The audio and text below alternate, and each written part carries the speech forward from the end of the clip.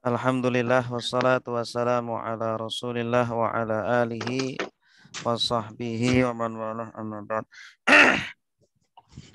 Subhanaka la ilma lana illa ma 'allamtana innaka antal alimul hakim wa tub 'alaina innaka antat tawwabur rahim. Rabbi shrah li sadri wa yassir li amri wahlul 'uqdatam min lisani yafqahu qawli. Raditu billahi rabba wa bil islami dina wa bi muhammadin nabiyya wa rasula. Rabbi zidni ilma warzuqni fahma, amin ya rabbal alamin.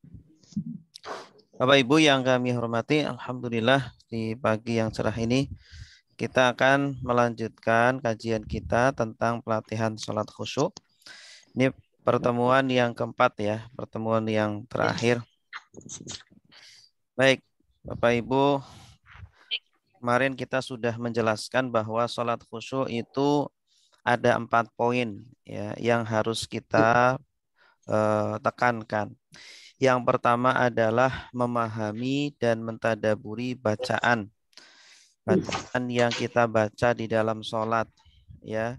Sedikit demi sedikit mari kita pahami apa artinya itu dan hadirkan ya arti-arti tersebut di dalam sholat.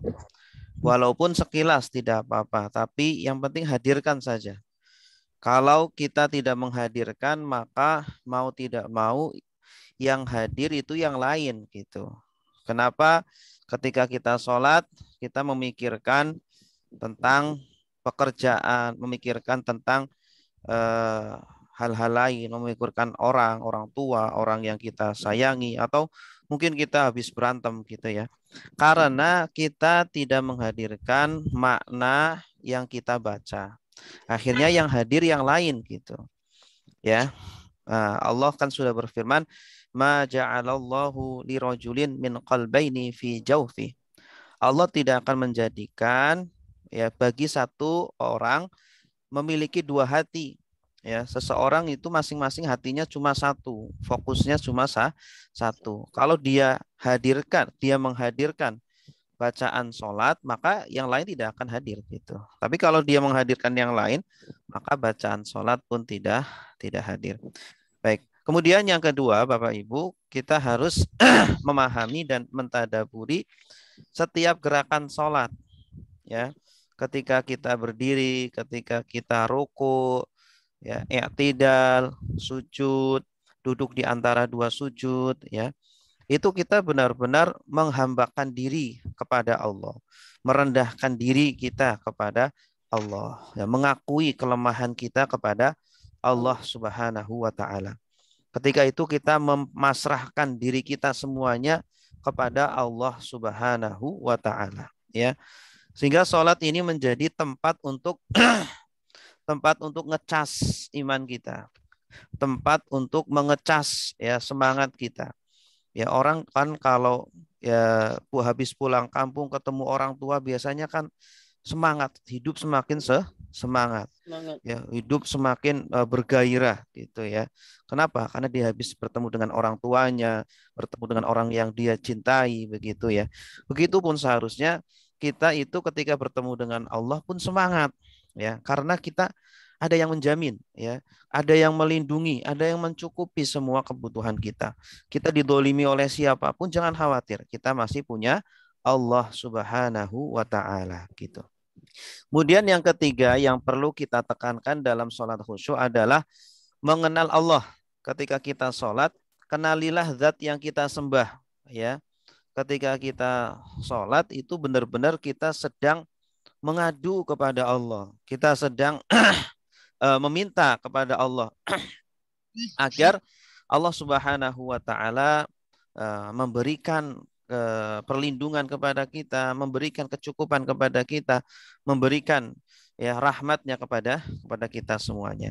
Dan Allah lah yang maha kuasa, yang maha mampu untuk melakukan itu semuanya, bukan kita. Jangan kemudian kita sombong, ya, kita merasa kuat, kita merasa kaya, kita merasa pintar, ya, kita merasa memiliki jabatan, kemudian tidak butuh dengan Allah. Nah, Allah benci dengan hamba yang seperti itu. Ya, Allah benci dengan hamba yang tidak butuh kepada Allah. Ya, Allah justru sayang, cinta dengan hamba yang selalu butuh kepada Dia, yang selalu meminta kepada Allah, menampakkan kebutuhannya kepada Allah Subhanahu wa taala. Nah, setelah kita mengenal Allah, maka kenalilah diri kita. Diri kita itu hakikatnya adalah lemah. Diri kita hakikatnya adalah kotor, penuh dengan dosa. Maka butuh ampunan dari Allah.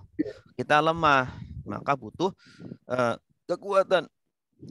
Kita butuh kekuatan dari Allah. Ya, kita bisa sholat, bisa berdiri, itu pun karena siapa? Karena Karena Allah. Allah. Allah kalau nggak memberikan ya kekuatan, tidak mungkin kita bisa berdiri. Allah kalau nggak memberikan nafas, kita tidak bisa hidup. Ya, kita nggak bisa berbicara. Kita sekarang bisa bergerak, ya, karena Allah. Semuanya karena Allah. Ya, kita sehat karena Allah. Semuanya karena Allah. Hadirkanlah itu, ya. Hadirkanlah sifat kita yang asli di dalam sholat. Artinya rasakanlah betapa kita itu hina, betapa kita itu rendah, betapa kita itu lemah, betapa kita itu bodoh. Kita tuh manusia, makhluk yang penuh dengan kekurangan. Sedangkan Allah sebaliknya, ya, zat yang penuh dengan kesempurnaan, penuh dengan kesucian, penuh dengan pujian-pujian. Ya, makanya itu kita ungkapkan dengan ucapan dan juga dengan perbuatan kita. Lisan kita memuji Allah, lisan kita menyanjung Allah, mensucikan Allah, mengagungkan Allah. Tubuh kita juga menyatakan itu dengan gerakan-gerakan, ya. Ada ruku, ada sujud, ya, dan seterusnya. Baik Bapak Ibu yang dimuliakan Allah, kemarin kita sudah membahas tentang doa iftitah, ya.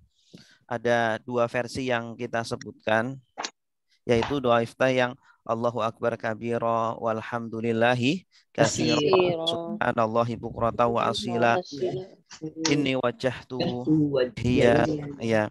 Itu intinya apa? Intinya adalah menyerahkan diri kita kepada Allah Subhanahu wa taala. Ya, kita kalau orang kan inginnya kan dijamin, ya. Semua orang itu pengen dijamin. Kesehatan pengen dijamin, ya, pendidikan pengen dijamin, kemudian kesejahteraan pengen dijamin. Siapa sih yang nggak mau dijamin? Ya, buktinya apa? Ada namanya BPJS, ada namanya apa itu asuransi, ada. Pengennya kita itu dijamin, ya kan? Orang bekerja pengennya dijamin keselamatannya, kesehatannya, dan seterusnya. Setiap bulan ingin selalu dijamin, ya. Itu sifat manusia seperti itu, karena memang manusia itu lemah, ya. Manusia itu penuh dengan kekurangan, begitu. Inginnya dijamin, ya, dijamin dan dijamin terus. Nah, ketahuilah bahwa jaminan mutlak, ya, yang paling bisa menjamin kita adalah Allah Subhanahu wa taala. Maka setiap hari 5 kali kita minta kepada Allah penjaminan itu. Nah, apakah kita sadar bahwa ketika kita membaca iftitah kita sedang meminta jaminan dari Allah, begitu. Ya, kita sedang meminta garansi dari Allah agar Allah menjamin semuanya, kebahagiaan di dunia ataupun di akhirat, begitu. Ya, tetapi kenapa kita tidak menyadarinya, gitu. Ya, jadi ketika kita membaca iftitah itu kita sedang meminta jaminan dari Allah. Tetapi sekali lagi, orang kalau ikut dalam BPJS atau ikut dalam penjaminan-penjaminan itu pasti dia ada konsekuensinya, ada kewajiban yang harus dia lakukan. Ya, setiap bulan harus membayar iuran, dia dapat jaminan dari perusahaan, dia juga harus bekerja. Begitu pula kalau kita ingin mendapatkan jaminan dari Allah, maka lakukan kewajiban-kewajiban kita, ya, kewajiban sebagai hamba Allah. Kalau ingin mendapatkan keamanan dari Allah, maka lakukanlah kewajiban kita kepada Allah Subhanahu wa taala, gitu. Kemudian doa iftitah yang kedua, Allahumma ba'id baini wa baina khotoyaya. Ya, itu adalah apa? Penyucian diri kita yang kotor sebelum bertemu dengan Allah. Ya, setelah kita berwudu, mensucikan hadas dan juga mensucikan najis kita, pensucian secara zahir, maka butuh pensucian secara batin. Ya, kalau secara zahir hanya dilihat oleh manusia, ya, maksudnya manusia hanya bisa melihat secara zahir saja, sehingga kita harus membersihkan najis-najis itu. Tetapi Allah Subhanahu wa taala melihat zahir dan batin kita. Allah melihat dosa-dosa kita, ya, tetapi Allah tidak jadikan dosa kita itu memiliki aroma. Allah. Allah tidak jadikan dosa itu memiliki warna, sehingga setiap kali kita berdosa tidak ada bedanya ya terhadap fisik kita. Fisik kita tetap ya, yang putih ya putih ya, yang coklat-coklat, yang wangi-wangi. Nah, maka Allah Subhanahu wa taala dengan sayangnya kepada kita semuanya tidak menjadikan dosa-dosa itu memiliki aroma. Dosa-dosa itu tidak memiliki warna.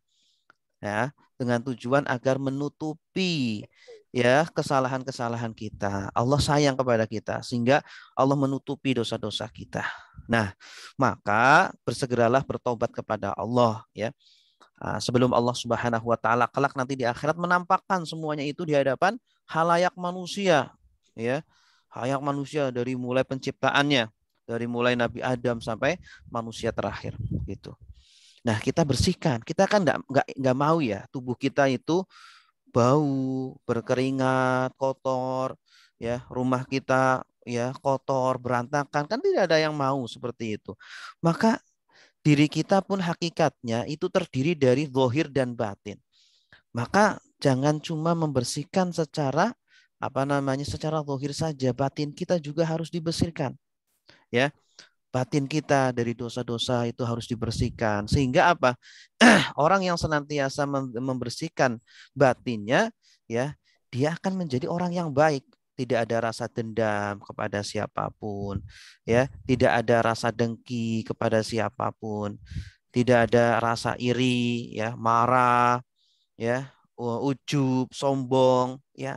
Salamatus sordr, hatinya itu selamat, bersih, ya, karena memang syarat seseorang masuk ke dalam surga adalah hatinya harus bersih ya. Yauma la yanfa'u malun wala banun illa man atallaha biqalbin salim. Hari di mana tidak bermanfaat harta dan anak-anak kecuali yang datang kepada Allah Subhanahu wa taala dengan hati yang selamat. Baik, Bapak Ibu yang dimuliakan Allah, berikutnya setelah membaca iftitah, apa yang kita baca? Ya, yang kita baca adalah bacaan apa? Al-Fatihah. Isti'adah. Ini sunnah ya, dibaca secara sirri, dibaca secara pelan-pelan. Ya, mungkin ada sebagian dari kita yang baru tahu ya, atau mungkin sudah tahu. Nah, ternyata ini sunnah. Sebelum membaca Al-Fatihah, bacalah isti'adah atau ta'awudz. A'udzu billahi minasyaitonir rajim. Aku hadirkan maknanya di dalam hati. Ketika kita mengucapkan itu tuh, ya Allah, aku berlindung kepadamu dari godaan syaitan yang terkutuk, ya. Nah, ketika kita mengucapkan itu, kita hadirkan makna itu kalau cuma menghadirkan terjemahannya saja, ya, itu sebenarnya sudah khusyuk Bapak Ibu. Sudah khusyuk, walaupun khusyuk itu kan berlevel-level ya. Ada khusyuknya orang awam, ada khusyuknya ulama, ada khusyuknya para nabi dan seterusnya. Nah, setidaknya agar sholat kita diterima oleh Allah, hadirkan artinya saja. Aku berlindung kepada Allah dari setan yang terkutuk. Itu tuh sudah khusyuk gitu ya. Makanya ketika kita sholat hadirkan arti itu, cukup itu. Nah, kalau kita ingin lebih mendalami lagi, ya, maka hadirkan ketika itu, rasakan bahwa kita itu kan seorang hamba yang lemah ya. Kita itu seorang hamba yang lemah, hamba yang butuh perlindungan dari Allah. Butuh ya penjagaan dari Allah Subhanahu wa taala. Dan yang bisa menjaga kita adalah syaitan ya, karena karena Allah lah yang bisa menjaga kita dari syaitan adalah Allah. Karena Allah lah yang menciptakan setan itu, ya. Dan pencipta sesuatu itu lebih kuasa terhadap ciptaannya. Kita ingin dilindungi dari setan, maka mintalah kepada pencipta setan itu, yaitu Allah Subhanahu wa taala, ya. Setan akan membisiki manusia untuk mengingat A, mengingat B. Di dalam sebuah hadis disebutkan ya. Kalau manusia masuk ke dalam sholat, maka ja'ahu syaiton, akan datang setan. Bahkan ada nama setan yang khusus untuk orang-orang yang untuk mengganggu orang-orang yang sholat gitu. Dia akan membisiki setan, ingat ini, ingat itu, sehingga ketika sholat kita ingat berbagai macam. Ya, memang ya betul ya adanya, walaupun kita tidak melihat tapi ada. Makanya manusia ketika sholat itu mintalah perlindungan kepada Allah dengan mengucapkan a'udzubillahi minasyaitonirrajim. Ya. Nah, ini menunjukkan bahwa kita sebagai manusia itu adalah hamba yang lemah. Kita itu butuh perlindungan dari Allah. Musuh kita tidak terlihat, kita tidak mampu untuk mengusir setan itu dengan senjata, dengan kita pukul seumpama, tidak bisa. Nah, maka Allah ingin menunjukkan kepada kita semuanya ya agar kita mengakui diri kita itu adalah hamba yang lemah ya. Nah, kalau kita memang sudah lemah, maka akuilah ya dan ucapkanlah pengakuan itu dengan ucapan kita a'udzubillahi minasyaitonir rajim itu. Dan hanya Allah lah yang bisa dimintai pertolongan dan perlindungan gitu. Dan kita harus memiliki keyakinan di dalam hati kita ini bahwa setan ini selama-lamanya adalah musuh kita. Ya, dialah yang terkutuk. Tidak ada orang yang mau menjadikan ya orang yang terkutuk atau makhluk yang terkutuk ini menjadi teman begitu. Makanya Allah secara tidak langsung ingin menyadarkan manusia, janganlah kalian berteman dengan makhluk yang terkutuk, ya, yaitu syaitan. Makanya di situ ada kata ar-rajim. Ar-rajim ini artinya yang terkutuk. Bisa saja kan kita bacanya a'udzubillahi minasyaiton titik gitu. Tapi kenapa kok ada ar-rajimnya? Karena ingin menyadarkan kepada kita semuanya bahwa syaitan itu adalah makhluk yang terkutuk. Ya, syaitan itu kalau kita tidak taat kepada Allah sebagaimana syaitan, maka nasib kita bisa sama seperti syaitan tersebut.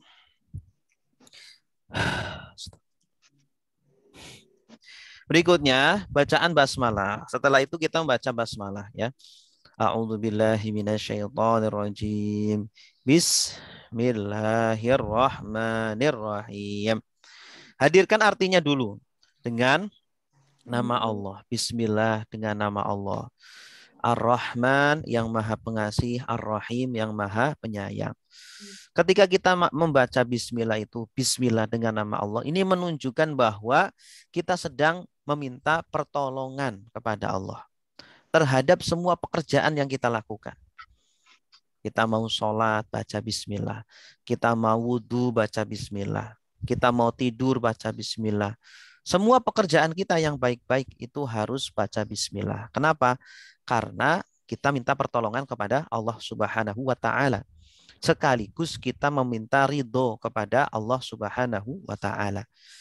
Ya, orang kan kalau kita kan ada orang tua ya. Ketika kita mau ngapa-ngapain kan harus, terutama sesuatu yang besar gitu ya. Itu kan harus izin dulu. Kalau bisa itu selalu izin kepada orang tua. Itu menunjukkan kesopanan seseorang anak ya kepada orang tua. Ketika kita mau kuliah, mengambil jurusan, kita minta ridho kepada orang tua. Kita mau merantau, minta ridho kepada orang tua. Kita mau nikah, minta ridho kepada orang tua. Nah, seperti itu pula lah. Setiap pekerjaan yang kita lakukan, itu libatkanlah Allah. Gitu. Makanya dalam sebuah hadis disebutkan, kullu amrin dzibadin la yubtada'u fihi bismillah fahuwa abtar. Ya, setiap pekerjaan yang baik, yang penting tidak diawali dengan bismillah, maka pekerjaan itu cacat atau kurang berkahnya ya, abtar gitu. Nah, ketika kita membaca bismillah itu, maka ya hayatilah seolah-olah itu kita sedang meminta ridho dan minta pertolongan kepada Allah Subhanahu wa Ta'ala. Dan memang selalu setiap saat ya Allah Subhanahu wa Ta'ala akan memberikan pertolongan dan kasih sayangnya. Ar-Rahman. Ya, Ar-Rahman itu artinya Berbeda dengan Ar-Rahim. Ar-Rahman itu kasih sayang Allah kepada semua hambanya. Ya, Allah ketika memberikan kasih sayangnya tidak pandang bulu. Mau yang beriman ataupun tidak beriman, Allah kasih rizki. Yang taat ataupun yang maksiat, Allah kasih makan. Ya, yang bodoh ataupun yang pintar, Allah kasih kehidupan kepada semuanya. Itulah ar-Rahmannya Allah Subhanahu wa taala. Nah, maka secara tidak langsung Allah ingin menyadarkan kepada kita, wahai manusia, kalian ya sudah diberikan rizki oleh Allah. Maka berbagilah dari sedikit sebagian rizki yang Allah bagikan kepada kalian, bagikanlah kepada hamba-hambaku ya yang membutuhkan. Ya, lihat tetangga kita, lihat teman-teman keluarga kita, mungkin ada yang membutuhkan ya. Walaupun mungkin ada sebagian dari mereka yang tidak sholat, ya, mungkin ada sebagian mereka berbeda keyakinan dengan kita, maka berkasih sayanglah kepada mereka. Ya, sebagaimana Allah berkasih sayang kepada semua makhluknya. Ar-Rahim.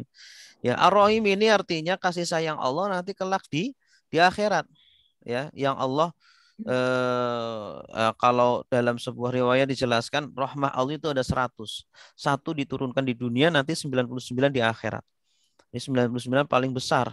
Nah, itu diberikan kepada hamba-hamba Allah ya yang mereka memiliki dosa-dosa, memiliki kesalahan-kesalahan ya. Orang-orang yang akan diberikan syafaat oleh Rasulullah Sallallahu Alaihi Wasallam dan pada pada saat itulah justru kita lebih membutuhkan rahmahnya Allah Subhanahu wa taala. Ya.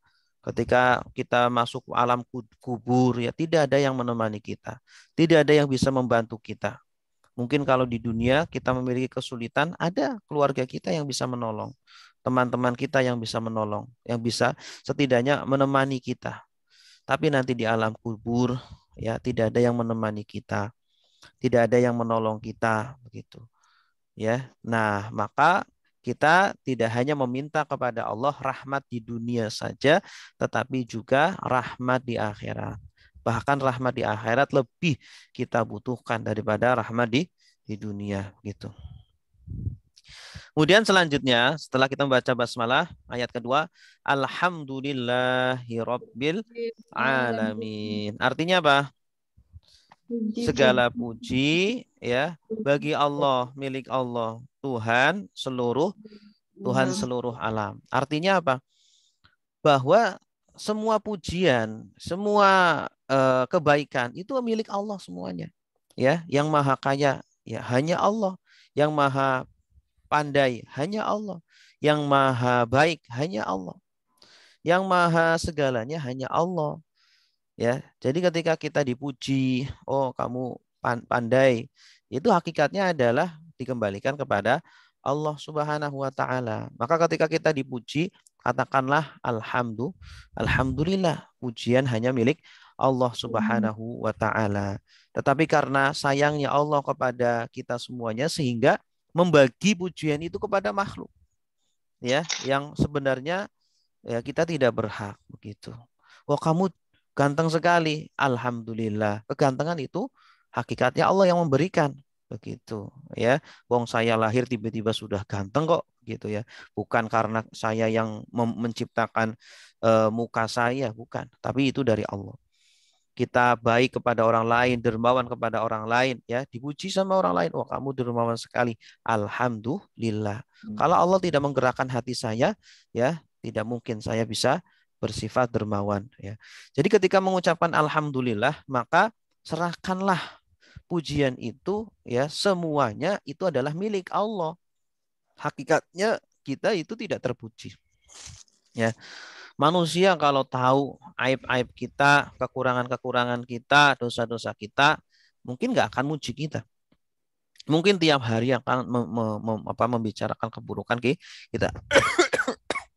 Ya, wong hanya ada satu artis saja, semua satu artis ketahuan dia melakukan apa selingkuh. Wah, menjadi bulan-bulanan ya kan. Bulan-bulanan sama netizen. Padahal baru satu saja dibuka oleh Allah Subhanahu wa taala. Sudah di-unfollow oleh jutaan penggemarnya. Bagaimana kalau semuanya dibuka? Alhamdulillah Allah Subhanahu wa taala menutup aib-aib kita, cacat-cacat kita.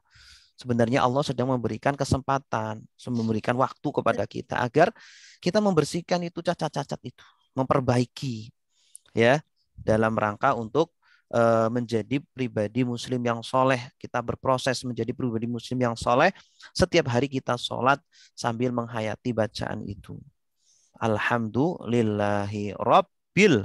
Rabbil itu artinya yang maha mengurus. Mengurus alam semesta. Ya, kita bisa berbicara, kita bisa duduk, kita bisa mendengar, kita bisa melihat, kita bisa bergerak, berpikir. Itu semuanya adalah pengaturan dari siapa? Pengaturan dari Allah semata, ya. Bukan, jangan sekali-kali kita berkeyakinan saya bisa berbicara ya karena saya bisa berbicara, jangan.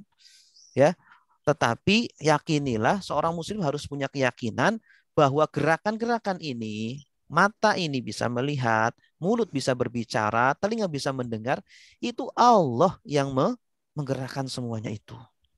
Dan selalu datang hadirkan makna-makna itu di dalam sholat kita ataupun di luar sholat kita. Ya, kalau setiap muslim selalu menghadirkan makna-makna tersebut, saya yakin itu menjadi muslim yang luar biasa, pribadi yang soleh dan soleha gitu. Makanya benar sholat itu apa? Tanha anil fahsya Al-Munkar. wal munkar. Ya. Kenapa?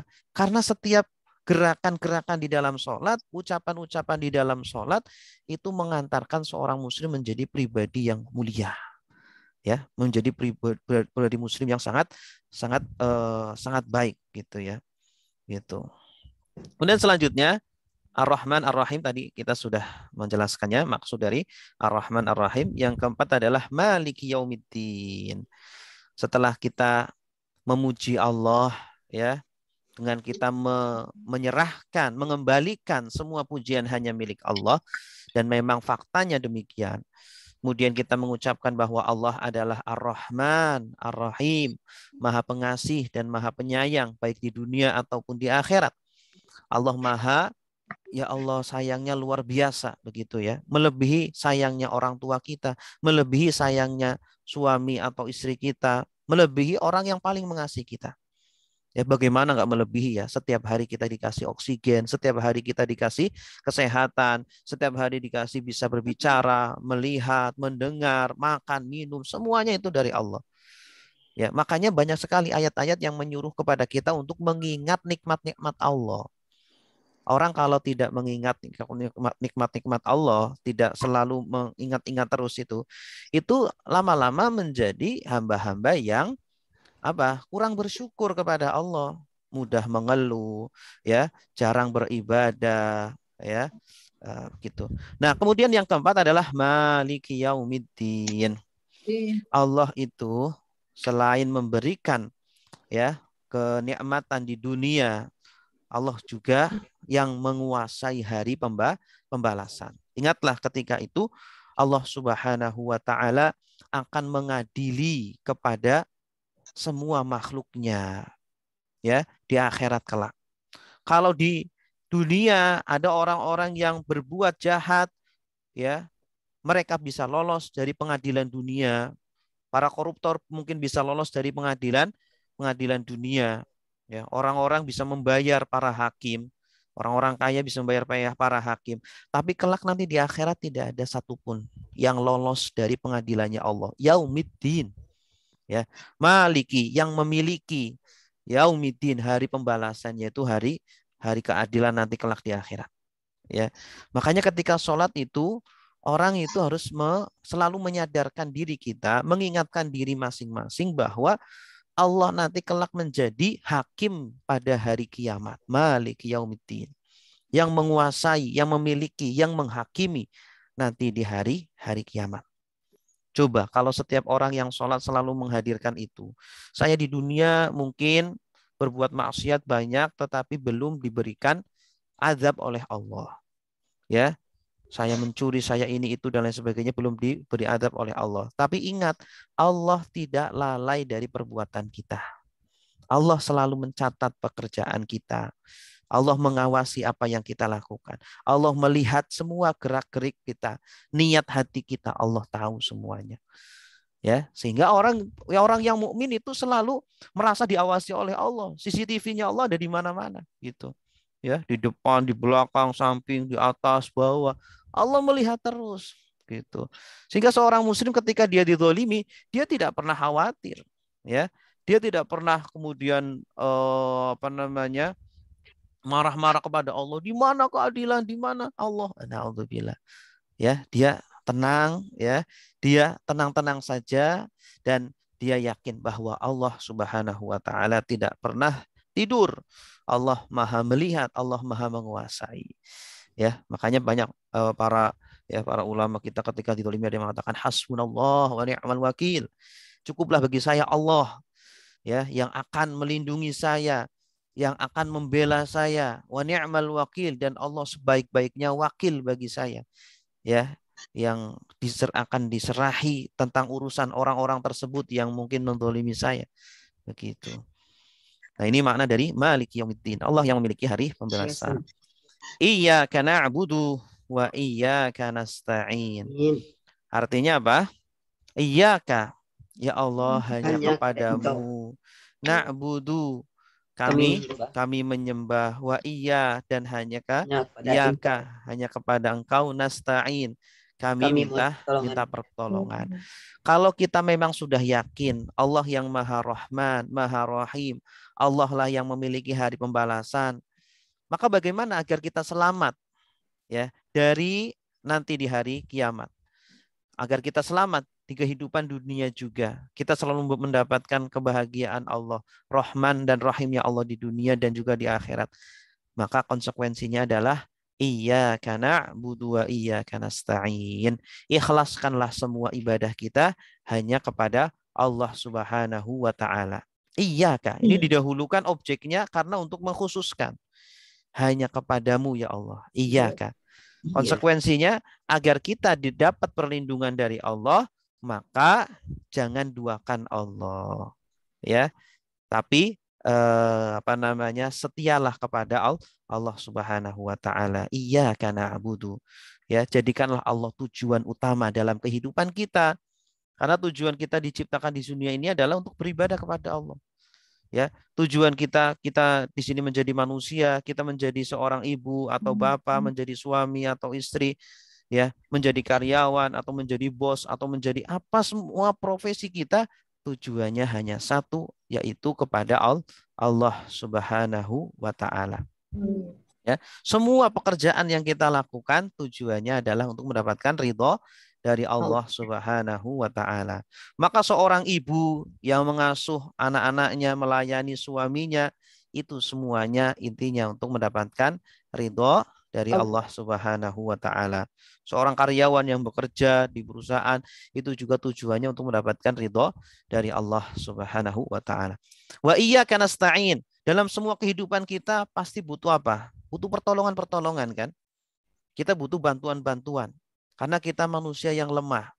Manusia yang tidak bisa melakukan semuanya sendirian. Maka kita butuh pertolongan kepada Allah Subhanahu wa taala. Dan terkadang pertolongan Allah itu tidak disangka-sangka. Ya, kita sudah meminta tolong kepada A, kepada B, dan lain sebagainya. Semua orang sudah kita kontak, ya. Tetapi ternyata tidak ada satupun yang menolong kita. Tetapi ketika kita mengadu kepada Allah, kita menangis kepada Allah, Allah turunkan pertolongannya dengan cara-cara atau dari jalan yang tidak kita duga begitu. Ya, mungkin ada di antara kita, Bapak Ibu, mungkin yang pernah merasakan seperti itu ya. Dia sudah meminta tolong kemana-mana, tidak ada yang mau membantu saya.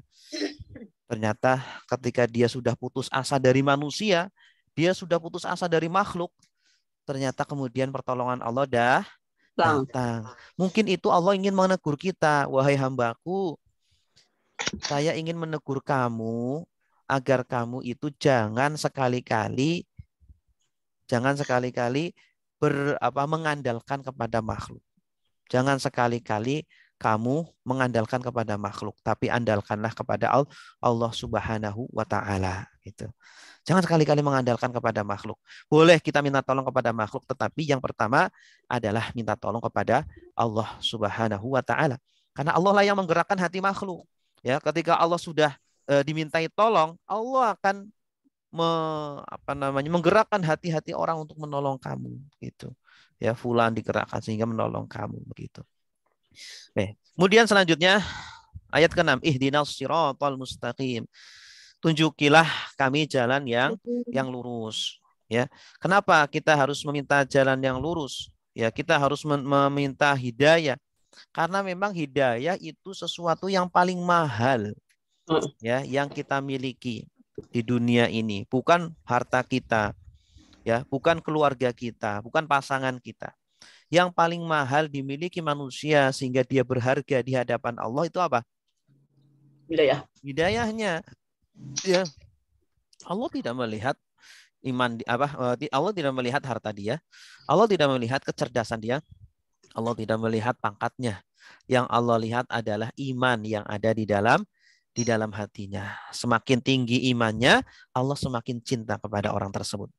Karena otomatis orang yang imannya tinggi, amal solehnya pun tinggi, begitu, ya. Nah, maka ketika kita sholat, kita selalu minta hidayah, bukan berarti kita sekarang belum dapat hidayah, bukan begitu. Tetapi kita minta hidayah maksudnya adalah tambahkanlah hidayah kami, perkuatlah hidayah kami. Ya, semakin meningkatnya hidayah, semakin meningkatnya iman, maka akan semakin meningkat ketakwaan kita kepada Allah Subhanahu wa taala gitu. Ya.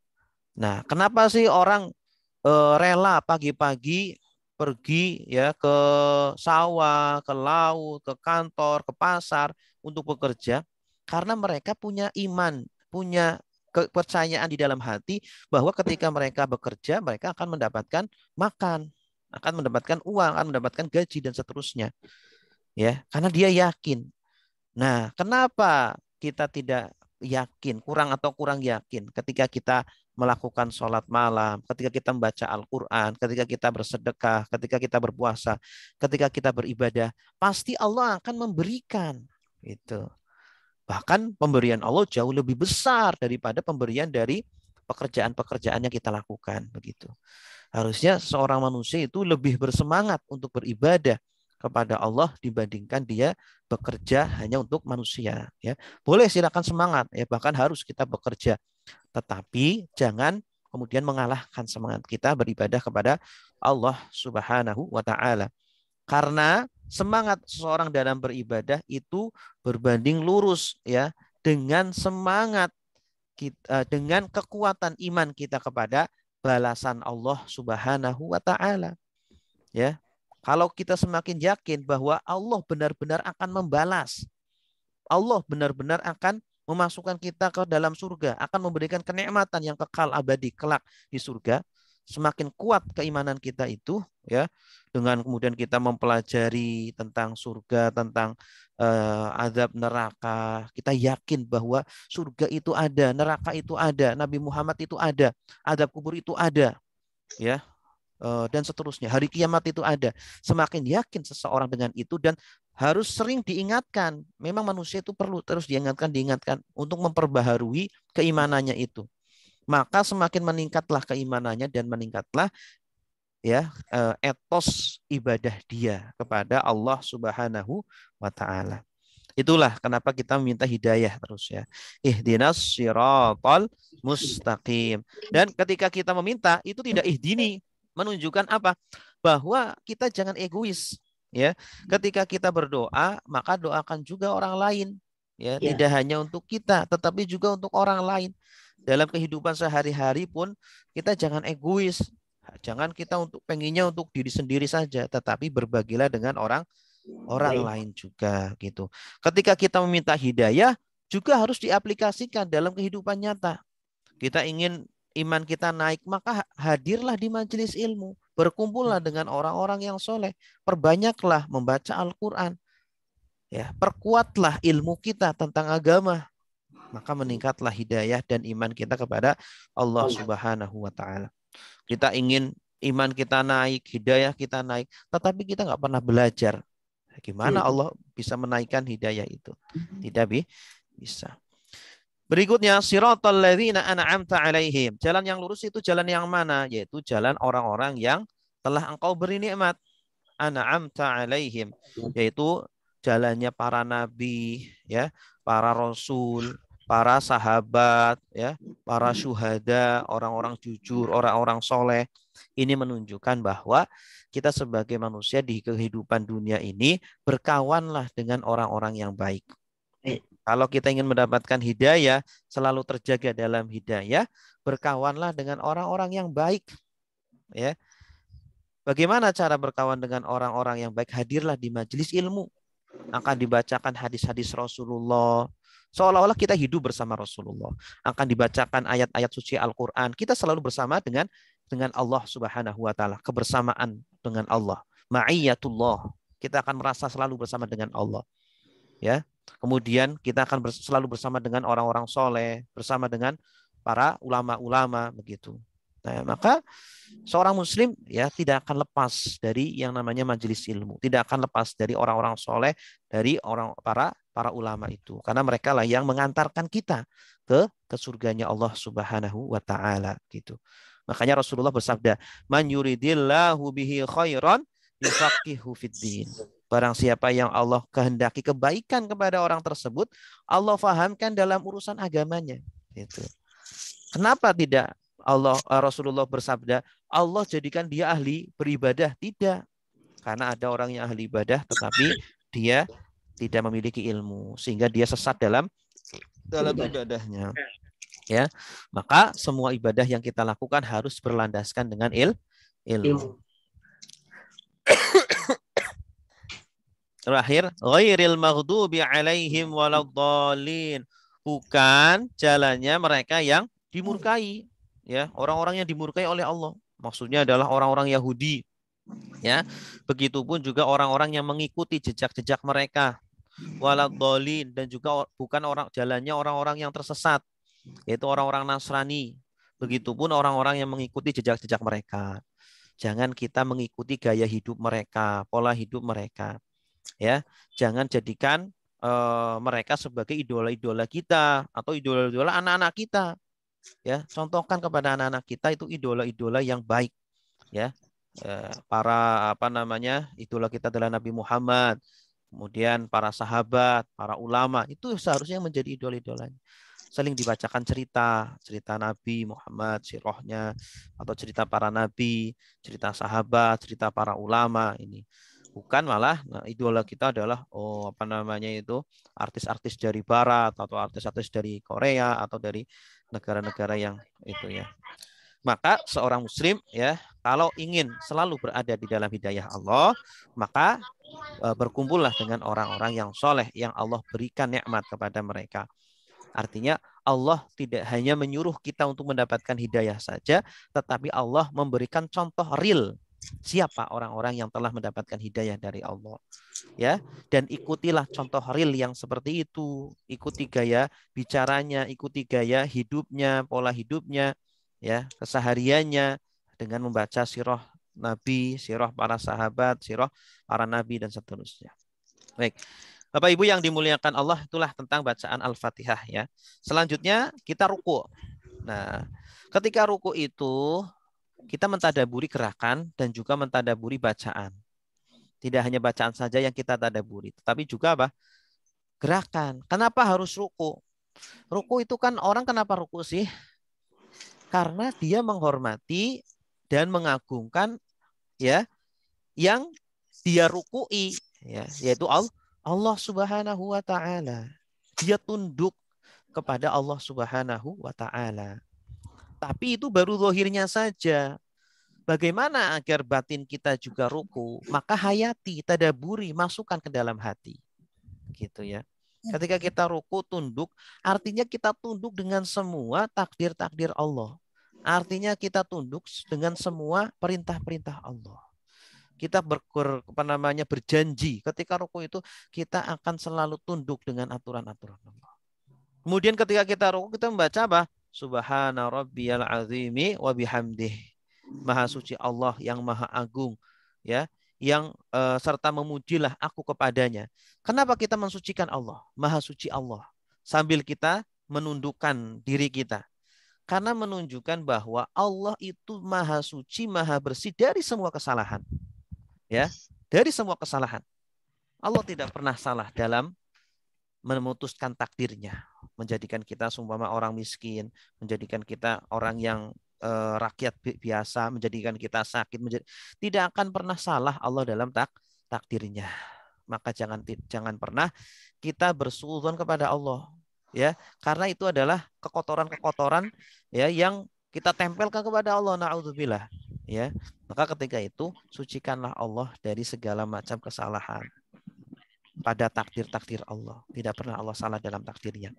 Justru kita yang tidak menerima dengan takdir Allah, justru kita yang, ya, rendah. Harusnya kita merendah. Ketika Allah menjadikan kita menjadikan kita miskin atau menjadikan kita dalam kondisi buruk, barangkali itu memang kekurangan kita. Sebab dari kita, ya, apa yang menimpa kita justru malah karena perbuatan, bima kasabat aidikum, disebabkan karena perbuatan dari diri kalian sendiri, ya. Jangan salahkan Allah. Allah tidak akan merubah nasib sebuah kaum sehingga kaum tersebut merubah nasib dirinya itu sendiri, gitu. Ya, yang maha suci, yang maha terpuji, yang maha agung hanyalah Allah Subhanahu wa ta'ala. Hadirkan itu ketika kita ruku. Ya Allah, Engkau yang maha agung. Ya Allah, Engkau yang maha suci. Ya Allah, Engkau maha terpuji.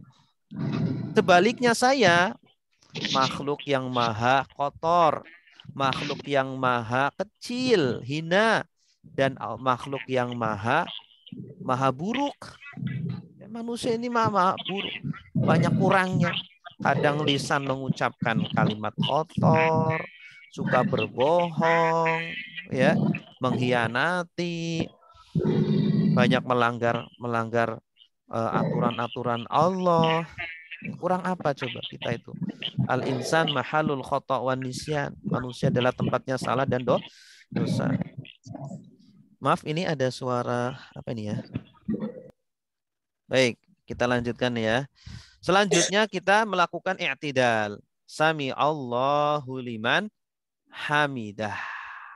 Sami Allah. Ketika kita ruku itu kita mengagungkan Allah. Kita mensucikan Allah, ya. Kemudian kita memuji, ya, kepada Allah Subhanahu wa taala. Sambil ketika itu kita meminta kepada Allah, ya, agar Allah Subhanahu wa taala pun menjadikan kita suci dari dosa. Menjadikan kita itu hamba yang terpuji karena pujian dari Allah itu, ya. Ketika itu kita naik sami Allahu liman hamidah, artinya adalah Allah mendengar terhadap hamba yang memujinya, gitu. Dan Allah kalau dipuji itu senang luar biasa. Tanpa kita meminta, Allah ngasih itu. Gitu. Kan orang kan ada sebagian orang kalau dipuji, puji terus kita dikasih, muji terus kasih, nggak minta kita, dia ngasih. Nah begitu pula Allah, dan ngasihnya lebih besar daripada, ya, pemberian manusia, gitu. Dan Allah ingin menegaskan, menguatkan kepada kita semuanya, hei hamba-hambaku, kalian kalau memuji aku, pasti aku dengar pujian kalian. Jangan khawatir, Allah tidak pernah tidur, Allah tidak pernah lalai dari pujian-pujian kalian. Mungkin sekarang belum dikabulkan doa-doa kalian, tapi kelak Allah akan kabulkan dengan yang lebih dahsyat daripada, ya, permintaan-permintaan kalian sekarang, gitu. Makanya kita mengucapkan sami Allahu liman hamidah, begitu. Sambil kita bersyukur, ya Allah, alhamdulillah Engkau selalu mendengar pujian-pujianku, ya. Engkau selalu mendengar rintihan-rintihan doaku. Rabbana lakal hamdu. Rabbana, ya Tuhan kami, Allah, lakal hamdu, bagi kamu segala pujian. Kita muji lagi ketika itu. Ya Allah, pujian. Udah, pokoknya isinya itu sholat itu isinya kita memuji kepada Allah. Karena memang sholat itu tujuannya apa? Ingin menyadarkan manusia siapa itu, agar manusia itu mengenal siapa itu Allah Tuhannya. Dan mengenal dirinya, siapa itu dirinya. Gitu. Ya, Allah itu maha terpuji, Allah maha kuasa, Allah maha besar, Allah maha suci dan seterusnya. Sedangkan manusia sebaliknya. Ya, nyatakan itu semuanya di dalam sholat kita. Allah itu butuh pernyataan-pernyataan dari kita, itu. Ya, kan kita senang tuh kalau kalau ada orang yang menyatakan cintanya kepada kita, menyatakan kagumnya kepada kita, kita kan senang gitu. Allah tahu di hati kita, tetapi Allah ingin agar kita itu menyatakan itu semuanya dengan lisan kita dan juga dengan perbuatan tubuh kita itu semuanya. Begitu ya. Rabbana lakal hamdu. Bagi engkau ya Allah, mil as samawat. Pujian Allah itu memenuhi seluruh langit-langit. Wa mil al ardi dan seluruh bumi. Kita mungkin ada orang yang apa namanya mendapatkan penghargaan. Penghargaan seumpama hafid ya, juara hafid seluruh Indonesia. Tapi itu baru seluruh Indonesia. Terpuji tingkat nasional. Ya, ada yang terpuji atau dia juara tingkat internasional, baru itu internasional. Tapi terpujinya Allah, juaranya Allah itu menyeluruh seluruh langit dan seluruh bumi, wa mil ama syi'ta min syai'in ba'du, dan memenuhi seluruh yang engkau kehendaki ya Allah. Itu pujian Allah Subhanahu wa ta'ala gitu. Berikutnya ketika sujud. Nah, ini ketika sujud ini apa tempat terdekatnya seorang hamba dengan Allah Subhanahu wa taala.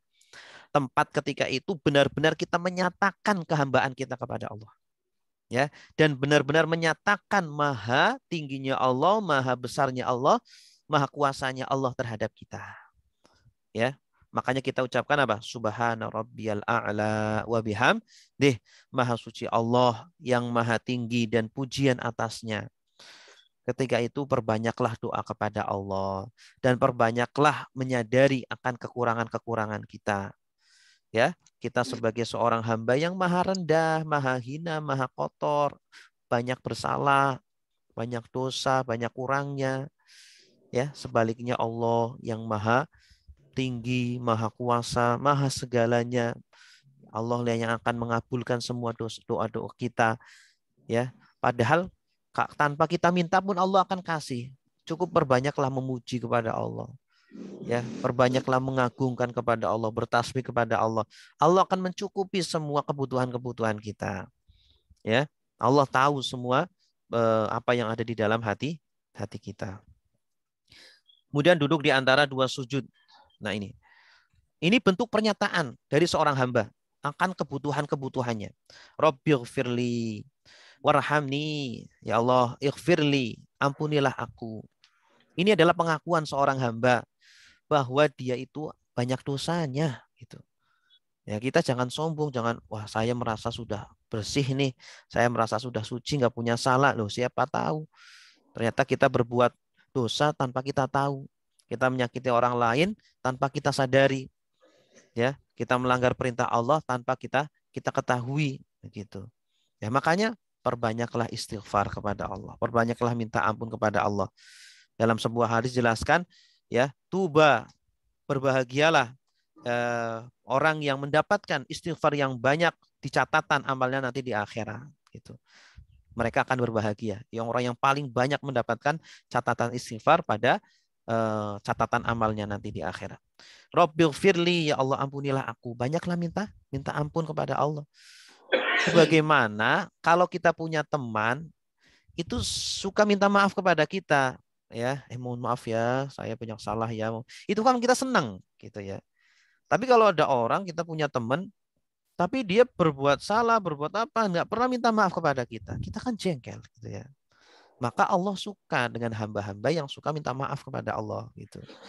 Walaupun dia nggak punya salah, dia selalu minta maaf kepada Allah karena dia khawatir menyakiti hati Allah gitu ya. Warhamni, dan berilah aku rahmat ya Allah. Ini menunjukkan bahwa apa? Dia itu lemah ya, selalu minta kasih sayang dari Allah. Ya, kita bisa hidup karena kasih sayang dari Allah.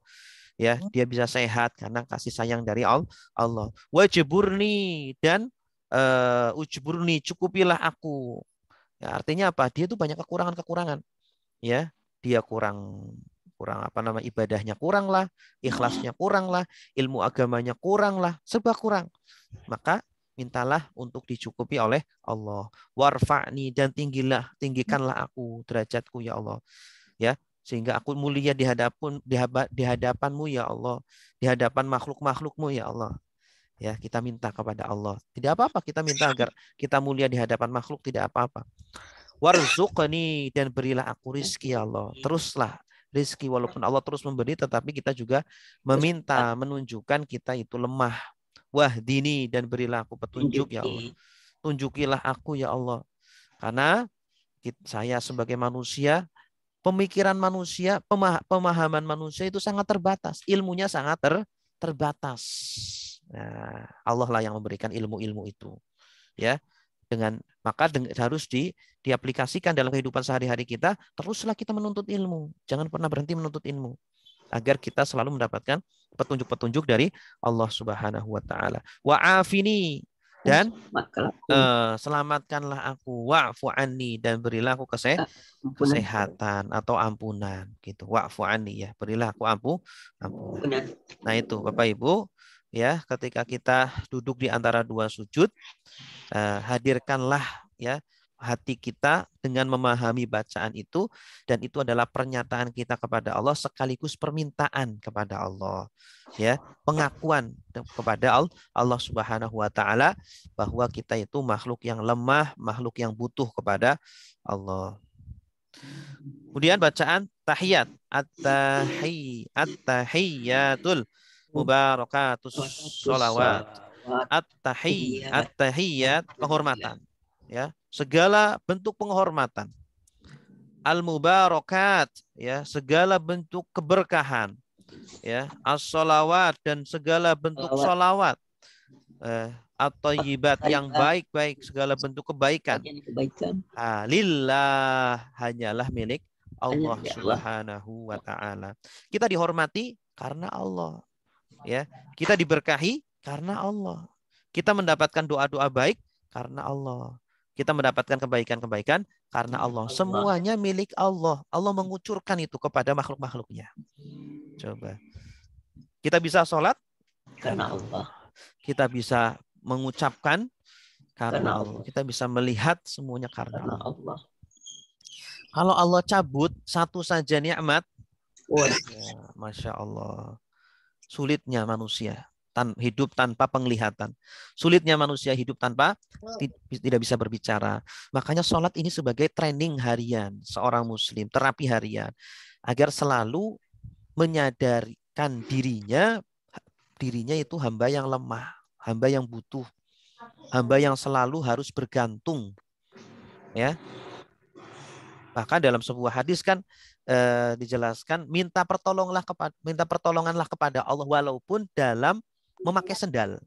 Walaupun ketika memakai sendal, minta pertolonganlah kepada Allah. Bukan berarti kemudian itu perkara yang sulit, tetapi dalam rangka kita menyadari saya nggak bisa bergerak nih kaki kecuali Allah yang menggerakkan. Ya. Assalamualaikum ayyuhan nabiyyu. Artinya apa? Semoga salam sejahtera. Mohon izin ini suara-suara, mohon maaf. Mute aja Ustaz. Iya, assalamualaikum, keselamatan atasmu ayyuhan nabi, kepadamu. Nah, kok tiba-tiba awalnya kan berbicara dengan Allah nih. Tadi kita kan sedang berkomunikasi dengan Allah ya. Tiba-tiba beralih kepada Rasulullah Shallallahu Alaihi Wasallam. Ini menunjukkan apa? Jangan menghadirkan Allah saja, hadirkanlah Rasulullah Shallallahu Alaihi Wasallam di dalam sholat kita. Karena Allah menjadikan perantara Rasulullah agar kita sampai kepada Allah Subhanahu Wa Taala. Coba tanpa Nabi Muhammad bisa nggak kita mengenal Islam? Tidak bisa. Tanpa Nabi Muhammad bisa nggak kita mengenal Al-Quran? Tidak bisa. Tanpa Nabi Muhammad bisa nggak kita sholat? Tidak bisa. Nabi Muhammad pada Isra Mi'raj itulah yang kemudian menjemput perintah sholat itu. Dan sholat itu sebenarnya kebutuhan kita manusia. Ya, makanya umat Muslim itu tidak perlu repot-repot refreshing kemana-mana ya untuk memuaskan, untuk menenangkan jiwanya. Seperti yang dilakukan oleh orang-orang barat ya. Mereka untuk refreshing sampai minum minuman keras, narkoba, apa gitu ya. Akhirnya bunuh diri. Umat Islam itu insya Allah selalu dalam kondisi sehat, zahir dan batinnya. Ya.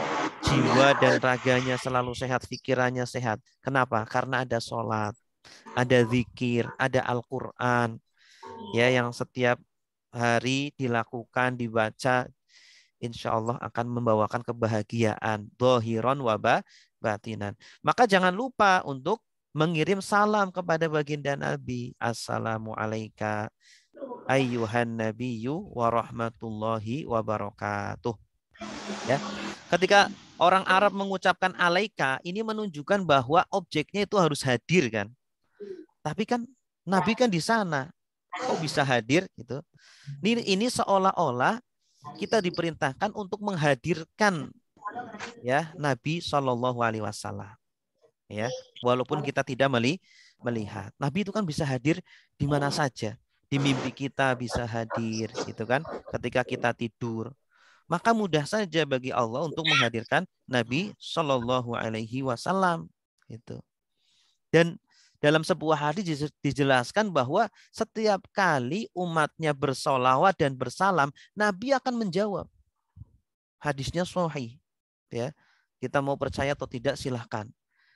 Dan benar setiap kali kita bersolat Allahumma sholli ala Sayyidina Muhammad wa ala alihi wa sahbihi wasallim. Itu Nabi menjawab. Ya, betapa senangnya ketika kita ya bersalam kepada Nabi, bersolat kepada Nabi, Nabi langsung menjawab. Ya. Gitu. Jadi rasakan ketika itu kita langsung dijawab oleh Nabi Shallallahu Alaihi Wasallam. Assalamualaikum ayyuhan nabiyyu wa rahmatullah, dan rahmat Allah wa barakatuh, dan juga keberkahannya. Assalamu alaina, dan jangan lupa kita juga hidup di dunia ini, doakan kepada saudara-saudara kita. Ya Allah, semoga salam atas kami wa ala ibadillahis sholihin, dan atas hamba-hamba kami yang soleh. Ya, hamba-hamba kami yang bersama-sama sholat berjamaah, bersama-sama hadir di majelis ilmu.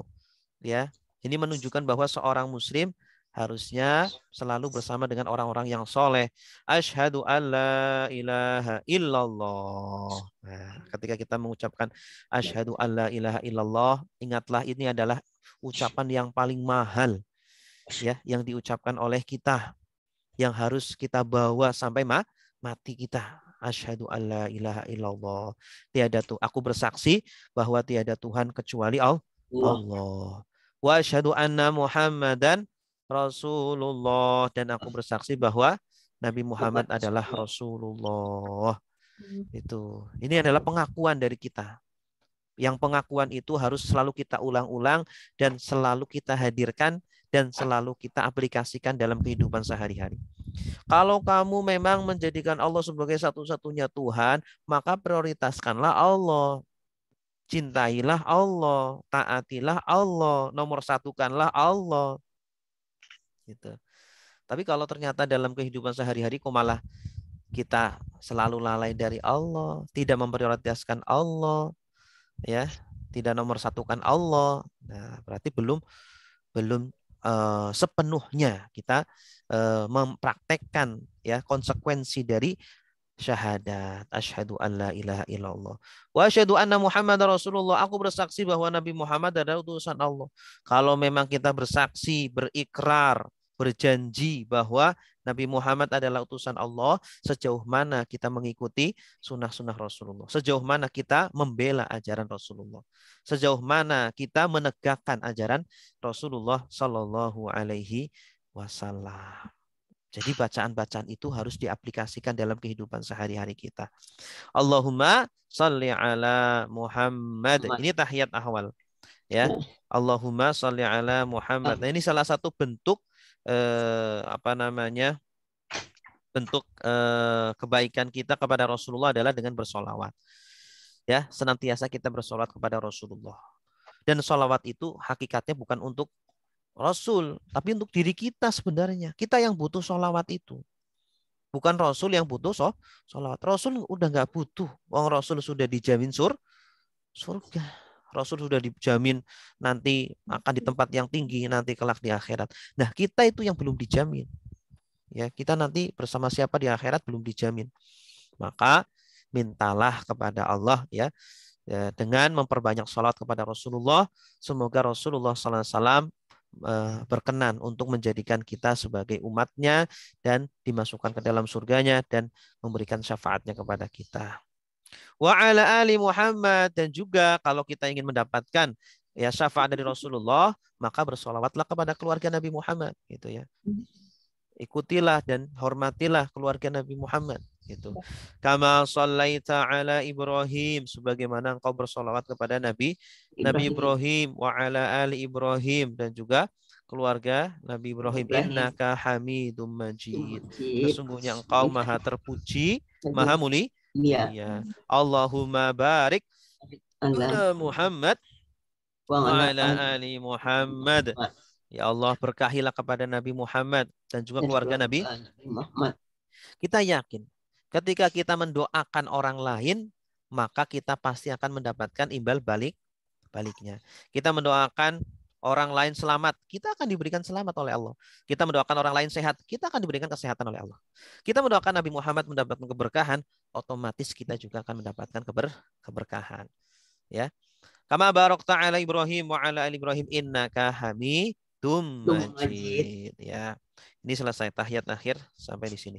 Yang terakhir adalah assalam. Assalamualaikum warahmatullah. Semoga keselamatan dan rahmat Allah rahmat Allah atas dilimpahkan kepada kalian, maksudnya kepada kaum muslimin, kepada para malaikat gitu.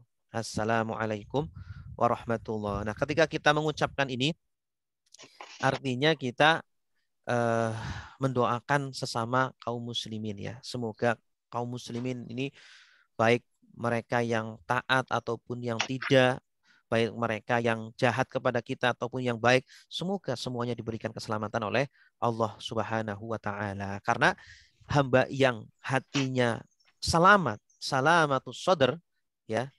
Ini kunci seorang hamba itu akan selamat nanti di akhirat itu ketika hatinya selamat. Hamba yang selamat adalah mereka yang berbuat baik kepada siapapun, baik orang-orang yang berbuat baik kepada dia ataupun yang menjahati dia. Gitu. Ya, mungkin kita mudah berbuat baik kepada orang yang berbuat baik kepada kita, tetapi kita tidak mudah berbuat baik kepada orang-orang yang telah mendolimi kita. Ya, jarang-jarang itu ada orang yang bisa seperti itu. Tapi kalau kita bisa seperti itu menunjukkan hati kita itu selamat.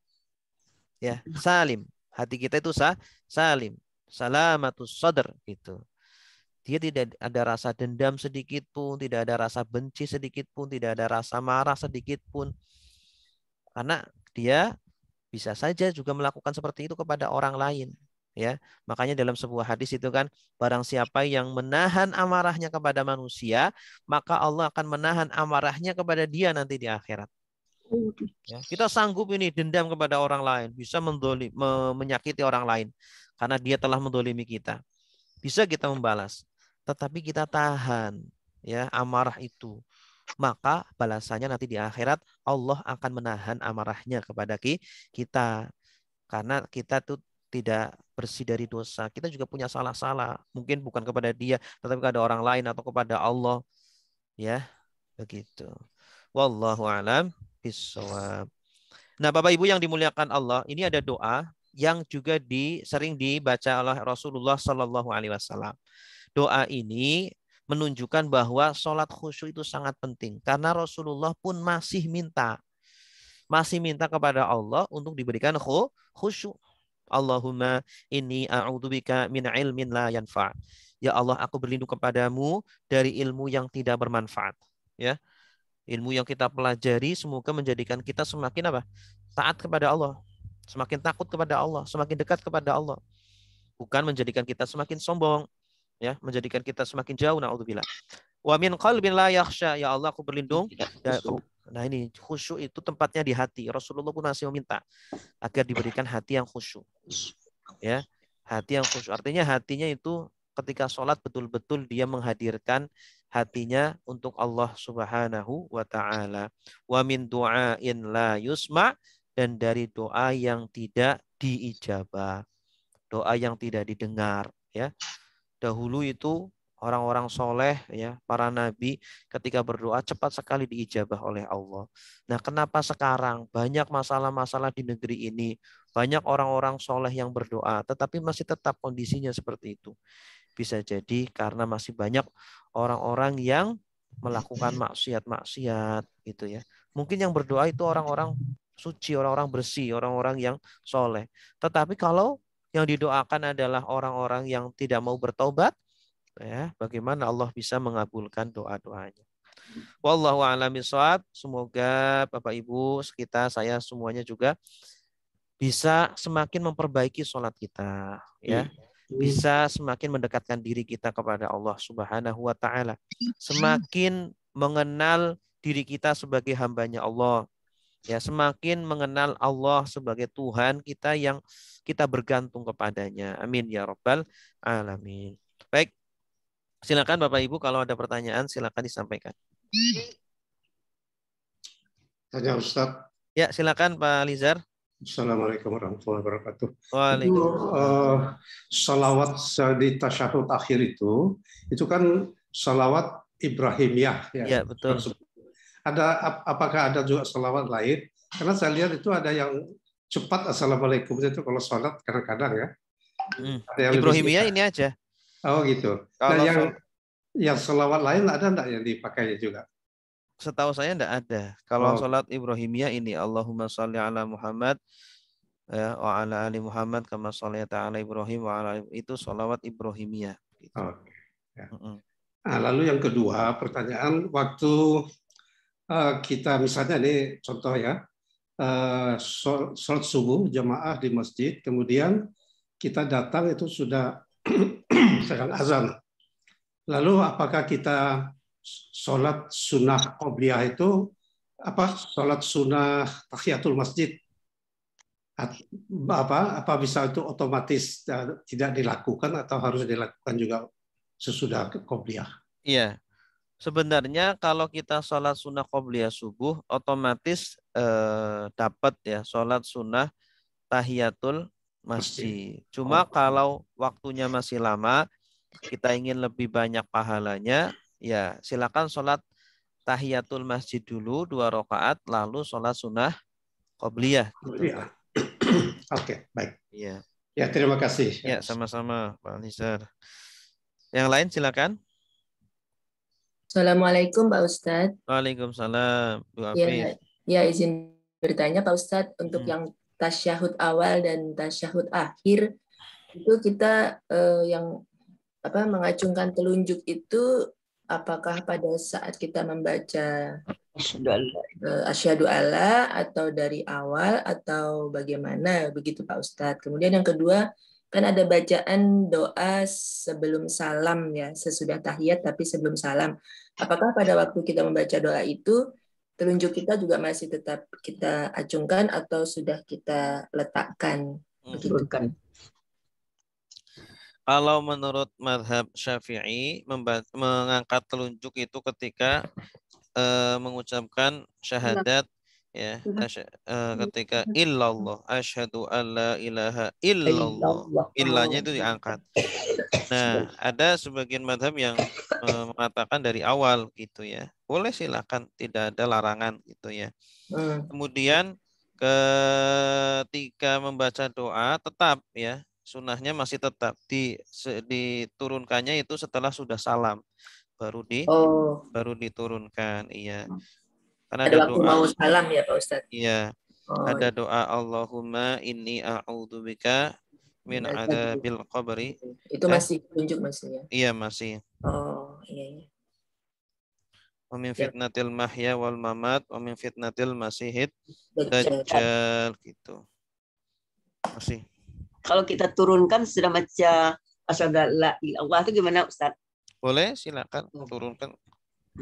Karena enggak wajib. Iya. Oh, begitu ya. Ya baik, terima kasih Pak Ustaz. Iya.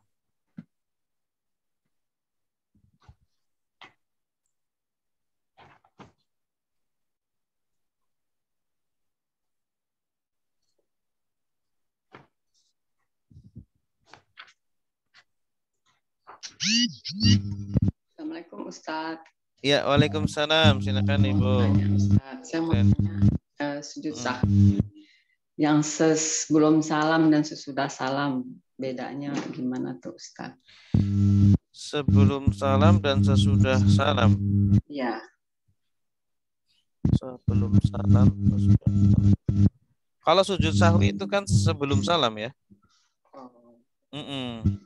Soalnya saya kalau sudah salam, madhab siapa?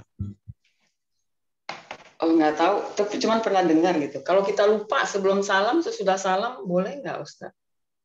Lupa gimana? Sujudnya kapan?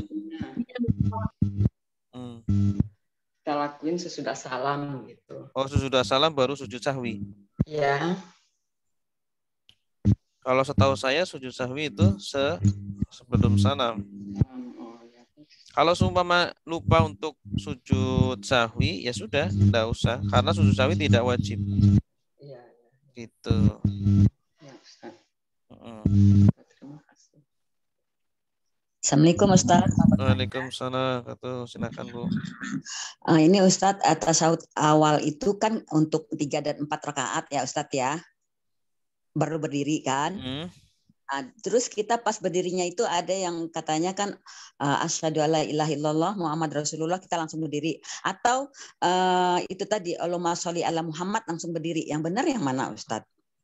Ya, boleh sholawat dulu ketika asyhadu alla ilaha illallah, kemudian berdiri juga boleh, tapi afdolnya sholawat dulu. Iya, Allahumma sholli ala Muhammad wa ala ali sayyidina Muhammad. Afdolnya itu sholawat dulu baru berdiri. Iya. Tapi kalau tidak bukan sholawat, Allahumma sholli ala Muhammad langsung berdiri, yang tadi yang tasyahud awal itu Ustaz. Tadi kan ada yang awal ya. Iya, afdolnya sholawat dulu baru berdiri. Jadi setelah Allahumma sholli ala Muhammad langsung berdiri ya Ustaz ya. Iya, betul. Kalau itu aja Ustaz, kalau tanpa yang tadi, tanpa Allahumma sholli ala Muhammad itu, asyhadu alla ilaha illallah wa asyhadu anna Muhammad Rasulullah langsung berdiri, boleh? Boleh. Tidak membatalkan kok. Bisa baiknya kita mencari yang baik sekarang. Iya. Kalau bisa cari yang terbaik. Yang terbaik. Disebabnya ikut pelatihan udah beberapa kali ini. Ya. Ya, makasih Ustaz. Sama-sama. Ada lagi? Silakan. Ada Van mau tanya. Silakan, Bu. Suaranya deh. Silakan. Kalau bacaan itidalnya pakai yang ini, Ustaz, pakai yang... Halo Ustaz, ada suaranya? Ada. Itidalnya baca yang? Ada. Baca yang Rabbana lakal hamdu hamdan katsiran thayyiban mubarakan fi, Ustaz, itu sama penghayatan ya? Boleh. Itu boleh juga. Silakan. Oh, boleh. Boleh. Baik Ustaz. Ya. Jazakallahu khairan. Iya, sama-sama. Boleh, silakan. Memang ada redaksi itu juga. Seperti iftitah juga banyak redaksinya. Ada lagi? Silakan. Assalamualaikum Ustaz, maaf tadi kelupaan. Itu baca tasawuf setiap rakaat atau rakaat pertama aja Ustaz sebelum baca apa? Baca auzubillahi itu. Setiap rakaat boleh, tapi tidak dijaharkan. Iya. Tidak dijaharkan. Bukan rakaat pertama aja setiap rakaat. Iya. Baik, terima kasih Ustaz. Ada lagi? Boleh tanya lagi Pak Ustadz? Ya, silakan Bu. Mengenai gerakan tangan untuk wanita akhwat pada waktu takbiratul ihram ataupun mengangkat tangan, sama pada waktu sujud, itu apakah lengan bagian atas itu terbuka sama seperti laki-laki atau dilekatkan, ditempelkan ke badan ya Pak Ustadz? Karena saya lihat ada macam-macam yang ininya. Ketika apa tadi? Ketika takbiratul ihram sama ketika sujud, kalau wanita itu apakah juga lengannya itu dibuka ya, dilebarkan atau ditempelkan, dilekatkan ke badan gitu Pak Ustadz? Karena saya lihat takbiratul ihram. Takbir pada waktu kita mengangkat tangan ke atas, itu apakah lengan kita ditempelkan ke badan atau kita buka juga seperti laki-laki. Begitu juga pada waktu sujud. Pada waktu sujud tangan kita itu lengannya itu apakah dirapatkan ke badan? Dirapatkan. Kalau perempuan dirapatkan. Kalau perempuan dirapatkan. Kalau laki-laki direnggangkan. Oh iya, karena saya lihat ada juga perempuan yang seperti laki-laki, jadi macam-macam. Seperti laki-laki. Nggak, maksudnya merenggangkan. Ya, mungkin itu belum belajar mungkin. Tapi tidak membatalkan. Oh iya. Sunnahnya aja gitu, tidak membatalkan.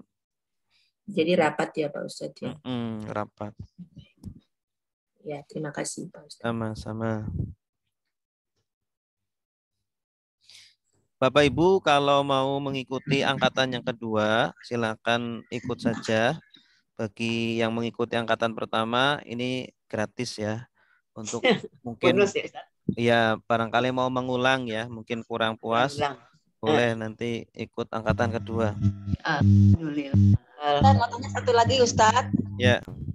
Kalau masalah wudhu, Ustadz kan kita harus kaki kiri basuh 3 kali, kanan 3 kali. Terus kita ada was-was Ustadz karena takut kena percikan air. Kita siram lagi dua-duanya boleh nggak Ustadz? Boleh, silakan. Kaki nggak masalah ya. Betul, jadi kaki. Boleh, silakan. Nggak masalah ya. Nggak masalah. Iya. Ya, nanti silakan kalau mau gabung ke angkatan yang kedua biar lebih mantap ya. Baik, mari kita tutup dengan doa kafaratul. Satu Ustaz. Satu tanya Ustaz. Ya. Ini satu. Ustaz, bacaan doa ruku itu Ustaz. Kalau ini yang kita baca gimana Ustaz? Subhanakallahumma rabbana wa bihamdika Allahumma ighfirli. Boleh, banyak redaksinya kok Bu. Ya. Itu salah satu redaksinya, boleh. Ini saya lihat ada hadis Bukhari Ustaz. Boleh. Oh boleh. Iya. Jadwal sama ya Ustaz? Oh jadwalnya beda. Jadwalnya hari Kamis malam. Oh Kamis malam. Kamis malam jam 8. Kamis malam jam 8. Kamis malam jam 8. Seminggu 1 kali ya Ustadz? Seminggu 1 kali ya? Iya, seminggu 1 kali. Sama seperti ini. Ya, semoga kita bisa belajar bersama, makin memperbaiki sholat kita ya. Amin ya rabbal alamin. Baik, terima kasih Bapak Ibu atas perhatiannya sudah mengikuti pertemuan kita selama 1 bulan. Mohon maaf atas segala kekurangannya, mungkin ada kata-kata yang kurang berkenan. Semoga dibukakan pintu maafnya ya. Mari kita tutup dengan doa kafaratul majlis. Subhanakallahumma wa bihamdika asyhadu an la ilaha illa anta astaghfiruka wa atubu ilaik. Wassalamualaikum warahmatullahi wabarakatuh.